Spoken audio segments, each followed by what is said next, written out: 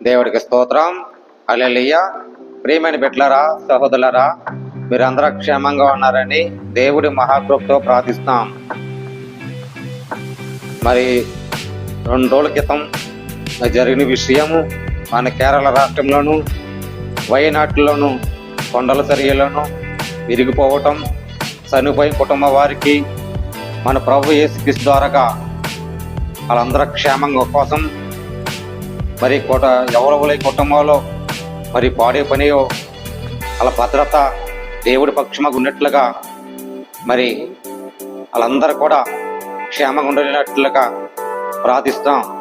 మరి సమస్తను ఆదర్శన మరి సహాయం కలగాలని మరి దేవుడి పక్షముగా వాళ్ళకి ఓదార్చినట్లు కలిగినట్లుగా మా దైవజన ద్వారాగా కేరళ రాష్ట్రంలోను వయనాడులోను కొండల్లోను ఆ ప్రాంతంలోను